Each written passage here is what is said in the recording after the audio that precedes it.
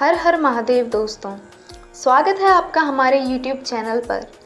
आज की वीडियो में हम सुनेंगे शिव महापुराण श्री रुद्र संहिता द्वितीय खंड का दूसरा अध्याय, शिव पार्वती चरित्र।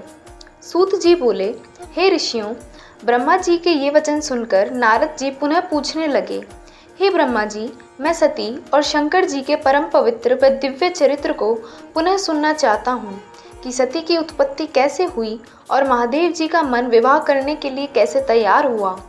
दक्ष से नाराज होकर देवी सती ने अपनी देह को कैसे त्याग दिया और फिर कैसे हिमालय की पुत्री पार्वती के रूप में जन्म लिया।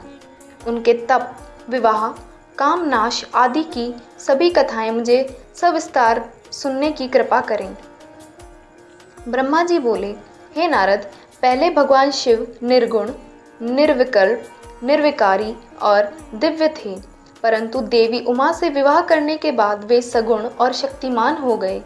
उनके बाएं अंग से ब्रह्मा जी उत्पन्न हुए और दाएं अंग से विष्णु उत्पन्न हुए। तब से भगवान सदाशिव के तीन रूप ब्रह्मा, विष्णु और रुद्र सृष्टिकर्ता, पालनकर्ता और संहारकर्ता के रूप में विख्यात हुए। उनकी आराधना करते हुए मैं सुरासुर सहित मनुष्य आदि जीवों को रचने लगा। मैंने सभी जातियों का निर्माण किया। मैंने ही मरीच, अत्रि, पुलह, पुलस्त्य, अंगीरा, कृतु, वशिष्ठ, नारद, दक्ष और भृगु की उत्पत्ति की और ये मेरे मानस पुत्र कहलाए। तत्पश्चात मेरे मन में माया का मोह उत्पन्न होने लगा। तब मैंने हृदय से अत्यंत मनोहारी और सुंदर रूप वाली नारी प्रकट हुई। उनका नाम संध्या था। वह दिन में क्षीण होती, परंतु रात में उसका रूप सौंदर्य और निखर जाता था। वह स्वयं संध्या ही थी। संध्या निरंतर मंत्र का जाप करती थी। उसके सौंदर्य से ऋषि मुनियों का मन भी भ्रमित हो जाता था। इसी प्रकार मेरे मन में एक मनोहर रूप वाला पुरुष भी प्रकट हुआ। वह अत्यंत सुंदर और अद्भुत रूप वाला था।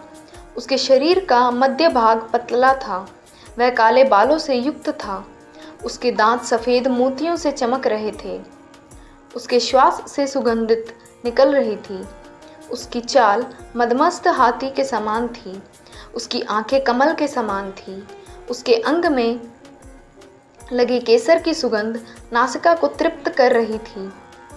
तभी उस रूपवान पुरुष ने विनयपूर्वक अपने सिर को झुकाकर मुझे ब्रह्मा के सामने झुकाकर मुझे प्रणाम किया और मेरी बहुत स्तुति की। वह पुरुष बोला, ब्राह्मण, आप अत्यंत शक्तिशाली हैं। आपने ही मेरी उत्पत्ति की है। प्रभु, मुझ पर कृपा कर और मेरे योग्य मुझे काम बताएं ताकि मैं आपकी आज्ञा से उस कार्य को पूरा कर सकूं। ब्रह्मा जी ने कहा, हे भद्र पुरुष, तुम सनातनी सृष्टि उत्पन्न करो। तुम अपने इसी स्वरूप में फूल के 5 बाणों से स्त्रियां और पुरुषों को मोहित करो। इस चराचर जगत में कोई भी जीव तुम्हारा तिरस्कार नहीं कर पाएगा। तुम छिपकर प्राणियों के हृदय में प्रवेश करके सुख का हेतु बनकर सृष्टि का सनातन कार्य आगे बढ़ाओ। तुम्हारे पुष्पमय बाण समस्त प्राणियों को भेद कर उन्हें मदमस्त करेंगे। आज से तुम पुष्प बाण नाम से जाने जाओगे। इस प्रकार तुम सृष्टि के प्रवर्तक के रूप में जाने जाओगे। ओम नमः शिवाय।